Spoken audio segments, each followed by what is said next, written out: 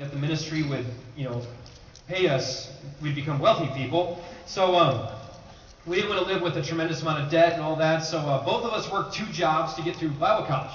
So one of the jobs that I had is I worked for UPS at night. In summer times, I poured asphalt, did asphalt work all through the summers when I wasn't in school. And the UPS job was great. I worked in this large hub, and I loaded boxes every night. And on a slow night, I would load about 1,200 to 2,500 boxes. And on a heavy night, we'd be up around Christmas time, 12,000 boxes that I'd get to load every night. So I got to stay in shape, a good time, a lot of fun. But what I had to do at UPS is, so all of you, if you ever have to track your iPod as it goes across, or iPad or whatever across country, you want to know exactly where it's at. So every box that comes in is we had this big computer thing on our arm with a little thing on the end of our finger, little trigger thing, and we'd scan the box and went in the back of a truck. So you knew exactly where it was going, what trailer it was loaded in, if it came from this hub to that hub, and so everybody could jump online and track their UPS box. Well, each night you would have this ranking for the entire hub, how well you did, how fast you were, everything else. Didn't have your name, just had a number, which after working for UPS, I learned it stands for underpaid slave. So you were just a number up there, and you had to see how fast you could load these boxes and how quick and how accurate we were. And as a hub, you were to make sure that we stayed below 2% of failed delivery or failed whatever, so we had to make sure. So, one night, we were backed up. It was a holiday, a bunch of stuff was coming out, and I had 2 trucks that I actually had to cover. And so I was jumping back and forth, and so I decided to not just put one computer on my hand, but actually put one on both hands, so I could possibly go faster, because I was probably going to be in about the 12 to 15,000 boxes by the end of the night. So I grabbed onto both computers, and halfway through the night, I accidentally started scanning with the wrong arm in the wrong truck. And I ended up scanning about 900 boxes in the wrong box. Now, they were in the right container. They were just scanned incorrectly. So they were still going to get there on time, they just were scanned incorrectly. So the next night I come into work, and on the bottom of the thing is like this big bold red thing, my thing's highlighted. They came in as a hub, they failed the number, they were below the percentile they wanted to be. We were at like an 11% fail rate, which was horrible. So my supervisor comes in and says, Joe, you need to come up and see me in my office, you need to get your union rep. Union rep? I didn't know I had a union rep. I better go find out who my union rep is. And so I go find out who it is. I go and I sit down in this office, and I just get ripped a new one. I had worked there for over a year and had hardly any failures whatsoever. And I had one night where I just screwed up. And I screwed up because I just used the wrong hand, so I was trying to work harder. And I'm sitting down there talking about it. I possibly could be terminated for doing this. I had to take a drug test to make sure I wasn't high on drugs. I had to go through all this stuff. And I'm a union rep. And I'm like this, and they were confronted me on this whole thing. This is what you need to do. And you realize what you did wrong. And I'm sitting there, I'm thinking, oh man, I'm losing my job, and and I'm going through all this, but they told me you can't do this, no matter how hard or how fast you can keep up, you just can't do this. And so from then on, I changed and made sure that I never put 2 computers on, and I made sure that I did it the right way. And sometimes in life, it's tough to go through confrontation when we make mistakes, but we just need to be reminded of the simple things. We need to be reminded, I know you're trying to do this, or I know you're trying to do that, but we can make mistakes. And we need people to come in, and as painful as it is, to come in and confront us, to slow us down and say, hey, this is what you're supposed to be doing, and you know that, right? Yeah, I know, I'm sorry. Well, that's what the book of Galatians is. The book of Galatians is this letter that Paul writes to this church in Galatia and confronts them and saying, you know the truth, you know the things that you should be doing, you are going in the right direction, you're trying to do a great job, you're trying to do this right, but you just got a little bit off track. You've kind of forgotten some of the basic things, some of the simple things, and you're trying to add some extra things on top of yourself. And so because of this, you're causing a lot of problems for yourself and people around. And so Paul has to write this letter that's extremely confrontational, that speaks to them and being reminded of what they're supposed to be about. So in your notes, if you want to pull those out, is I kind of put on the front of your notes is there's just some quick facts, some information, some basic things, some interesting things, as people kind of call this, because what is happening, the confrontation that is happening, is I have a little map on there, and you can see on that map is Galatia is kind of a community more than just a town. You actually had 4 little communities around it. That you had there was a Derbe and Iconium and Lystra, and you had all these communities around it. In the center of that was this area that they called Galatia. So it was this community church. You had Antioch off to the west, and you had all these groups that came together that made together what was Galatia. And what was kind of arising in this area was a group called the Judaizers. Now, we've heard Pharisees and Sadducees back through the Gospels, these ultra-religious groups that came in doing all these things. Well, now you have, in this next level, is you have these Judaizers.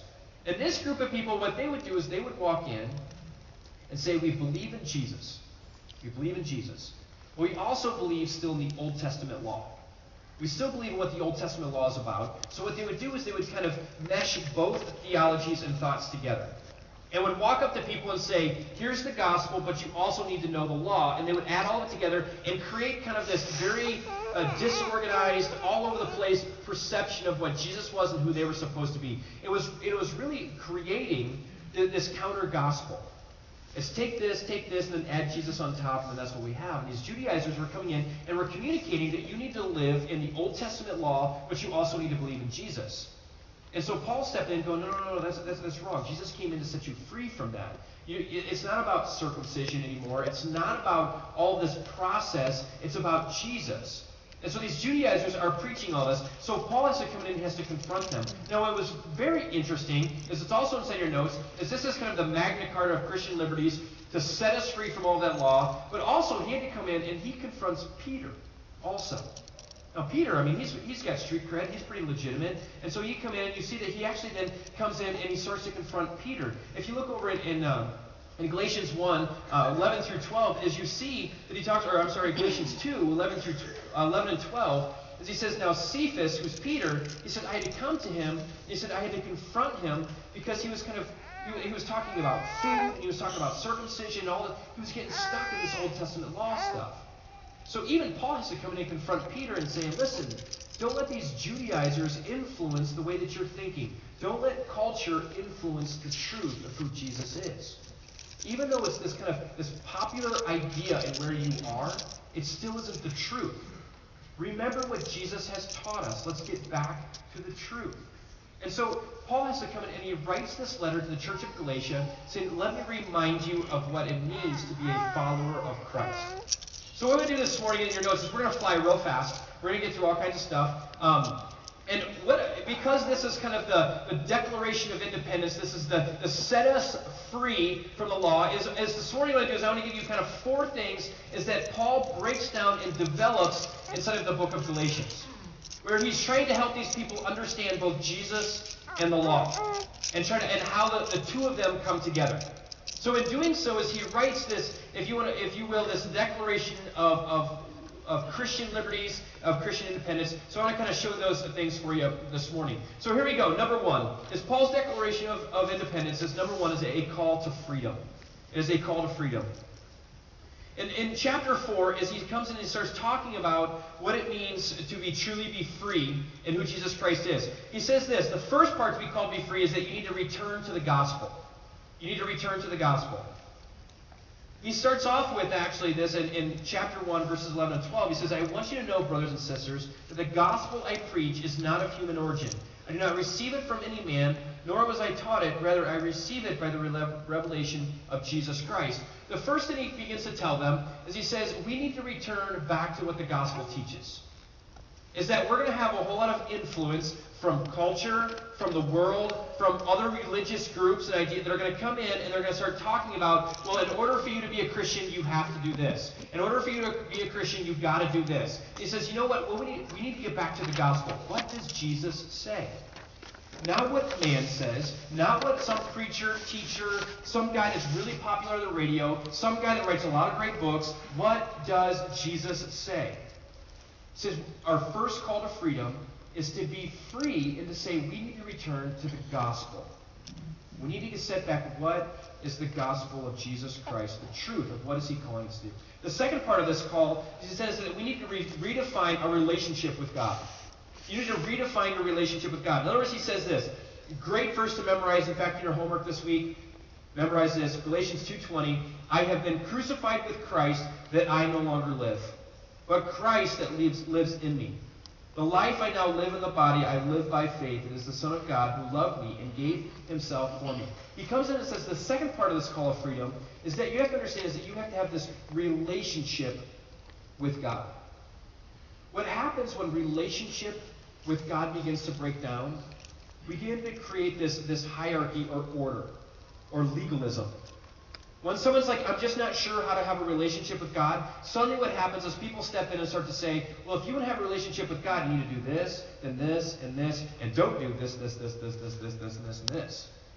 And they begin to create this, if you want to get closer to God, then you have to have all these tiers, these steps. Step one, you do this over here, then you do this, and you don't do this. And he says, no, here's the deal. You need to understand that the basis of this call to freedom, is not about this law, it's about this relationship. Just like any other relationship is you need to get to know this person. You need to begin to communicate, find out who they are, what they like, what they love, what makes them tick, and then begin to grow towards them and in them. You need to redefine this relationship, not based on law. It has to be a relationship. And I am now crucified in Christ. And it's not me that any longer lives, but Christ that lives within me. It's not about this process, but allowing Jesus to live inside of me. So he says, you now have to redefine your relationship. It's what this call to freedom is all about. The second part then is he kind of goes on, and then he says, what is the need for freedom? What is it? You're talking about all this freedom, you're talking about this law. Why do we need to have this freedom? Well, in chapter 5, verse 1, he starts to kind of talk about, he talks about that. Flip over to 5:1. He says, it was for freedom that Christ has set us free. Therefore, keep standing firm and do not be subject again to the yoke of slavery. Here's what he's saying. As Jesus Christ stepped in and he set us free, when we begin to separate ourselves from Christ, when we begin to be distracted from the heartbeat of who God is, suddenly we begin to live in this level of legalism. We get stuck. We live in slavery. You can put inside of your notes, what happens is your Christian journey becomes duty. In other words, you suddenly see your Christian life. When the relationship begins to fall apart, suddenly you see this relationship between you and God come down to duty. This is what I have to do. If I don't do this, then I'm not going to be a follower of God. If I don't do this, then God's going to separate him. If I don't do this, then suddenly your entire Christian perspective as you begin to beat yourself up because you don't feel like that you're not doing enough, that I'm not involved enough, I'm not reading enough, I'm not praying enough, I'm not acting like these people, I don't dress like these people. And suddenly it's all of this duty. Instead, what he's saying, this need for freedom is to understand is that you're not enslaved anymore to this. Instead, you're set free from Christ. It is a relationship that when God begins to draw you in and you begin to want to follow after him, you want to begin to grow in him. And then it's no longer this duty, but this developed relationship. So we need to understand this freedom and so that we can be set free in Christ. This need for freedom is to begin to see that we're set free. It's just not this empty process of religion. But instead, we're set free. He says this in 3:10 and 11. He says, for all who rely on the works of the law are under the curse. And it is written, cursed is everyone who does not continue to do everything written in the book of the law. Clearly, no one who relies on the law is justified before God because the righteousness will live by faith. It says we need to be set free in who Christ is. The next one then is this, to be clothed in Christ. Our need for freedom then is to be clothed in Christ. He says this in 3:26 and 27. So in Christ Jesus you are all children of God through faith. For all who have been baptized into Christ have been clothed yourselves with Christ. This would be clothed instead of called. Be clothed in Christ. You need to be clothed in Christ. In other words, is that you need to live who Christ is calling you to be. Now what happens, as we're going to see in the development of this law, is as people got away from the person of Jesus, as they began to put on, well, look at the Jewish people. They look like they're more religious than the rest of us. Let's look at all the Pharisees and the Sadducees. They look like they're more religious because they do all these things. They pray so many times a day. They wear all the right things. They don't do this. They seem to do this. So if we're going to be followers of Christ, we need to be like them.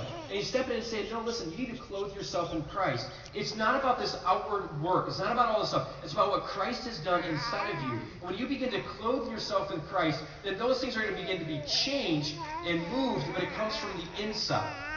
It comes from the heart. It's not about all this empty activity, but instead it's this